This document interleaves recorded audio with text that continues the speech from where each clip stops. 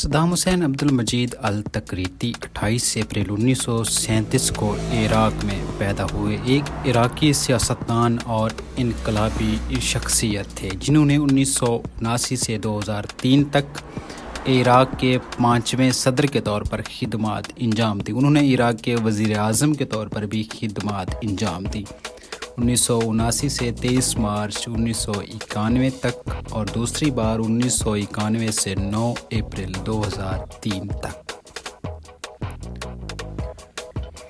والد کی جلد ہی وفات کے بعد ان کی والدہ نے انہیں اپنے رشتہ داروں کے پاس چھوڑ کر کسی اور گاؤں کا رخ کیا۔ چند سال بعد انہوں نے دوسری شادی کر لی۔ سوتیلے والد کا صدام کے ساتھ برتاؤ اچھا نہ تھا۔ صدام حسین کے لیے زندگی مشکل تھی اور اسرائیلی مورخ امتیازیہ بیرون بتاتے ہیں محلے کے بچے نوعمر صدام کا مذاق اڑاتے تھے۔ صدام حسین کے بارے میں کہا جاتا ہے کہ اس عرصے کے دوران وہ قدرے تنہا رہتے تھے اور آس پاس کے لڑکوں پر دھونس بھی جماتے تھے۔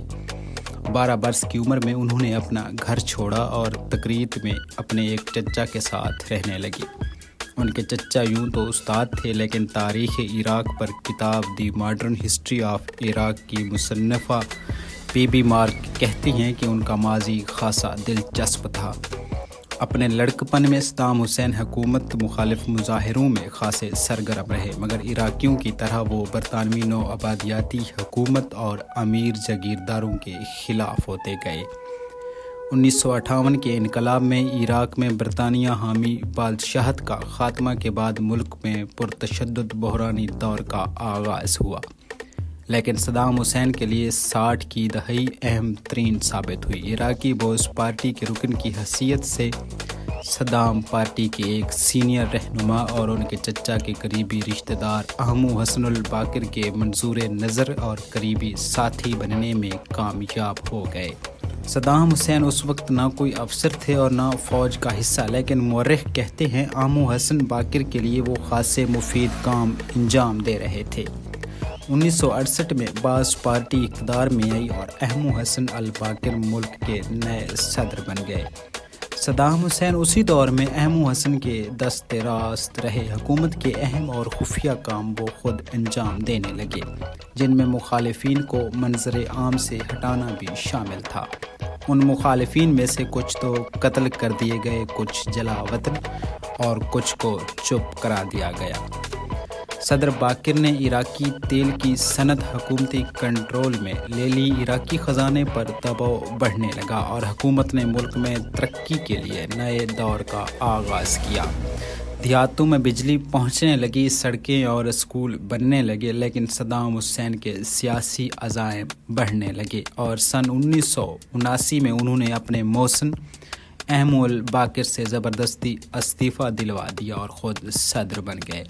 جلد ہی انہوں نے اپنے پارٹی کی انقلابی کونسل میں اپنے اور حکومت کے خلاف بغاوت کی سازش کا انکشاف کیا۔ اس سازش کو منظر عام پر لانے کے لیے صدام نے کونسل کے ارکان کا ایک اجلاس طلب کیا اور اس میں صدام حسین اسٹیج پر بیٹھے سگار پیتے دکھائی دیتے ہیں جبکہ بغاوت میں ملوث افراد کے نام کی فہرست بآواز بلند پڑھی جاتی ہے اور جنہیں باری باری اجلاس سے باہر لے جا کر گرفتار کر لیا جاتا ہے یا ہلاک کر دیا جاتا ہے۔ اس اجلاس کے شرکاء جذباتی انداز میں بآواز بلند صدر صدام کو اپنی وفاداری کا یقین دلاتے ہیں۔ اس کے بعد باعث پارٹی کی حکومت پر صدر صدام کی شخصیت حاوی ہوتی گئی اور جیسا کہ مورخ بی بی مارک نشاندہی کرتی ہیں، اگر کوئی سیاسی نظریہ بچا تو وہ صدام اعظم کا۔ آنے والے برسوں میں صدام کے سیاسی عزائم عراق کی حدود سے واضح طور پر بڑھنے لگے۔ وہ خود کو عرب دنیا کا رہنما اور تاریخ میں اپنے آپ کو صلاح الدین ایوبی جیسے سپہ سالار کے برابر سمجھتے تھے، کیونکہ صلاح الدین بھی تکریت میں پیدا ہوئے۔ صدر صدام کے جارحانہ عزائم کی پہلی مثال جلد ہی 1980 میں اس وقت سامنے آئی جب ان کی فوجوں نے ہمسایہ ملک ایران میں پیش قدمی کی۔ صدر صدام کی توقعات کے برعکس یہ جنگ انہوں نے بڑی مہنگی پڑی۔ 8 برس جاری رہنے والی اس جنگ میں 10 لاکھ افراد ہلاک ہوئے۔ اس کے علاوہ جنگ کے نتیجے میں عراق کے خزانے پر بہت بڑا بوجھ ہوا۔ صدر صدام نے ہمسایہ ممالک سے اقتصادی مدد مانگی۔ انہوں نے کویت پر عراقی تیل چوری کرنے کا الزام عائد کیا اور مطلوبہ معاوضہ نہ ملنے پر اگست 1990 میں عراقی فوجیں کویت میں داخل ہو گئیں۔ صدر صدام کو یہ فوجی اقدام مہنگا پڑا۔ ان کو توقع تھی کہ بڑی طاقتیں جنہوں نے ایران کے خلاف ان کی جنگ میں عراق کا بھرپور ساتھ دیا، ہتھیار اور وسائل فراہم کیے، اب اگر ان کھل کر حمایت نہ بھی کریں تو کم از کم مخالفت بھی نہیں کریں گے۔ لیکن حالات بدل چکے تھے۔ امریکہ اور اس کے اتحادیوں کے لیے خلیج میں اپنے مفادات یعنی تیل اور اسرائیل کی حفاظت ہر قیمت پر ضروری تھی، اور اسی لیے امریکہ قیادت میں آپریشن ڈیزرٹ اسٹارم کے تحت امریکہ اور برطانیہ نے عراق پر جنگ مسلط کر دی۔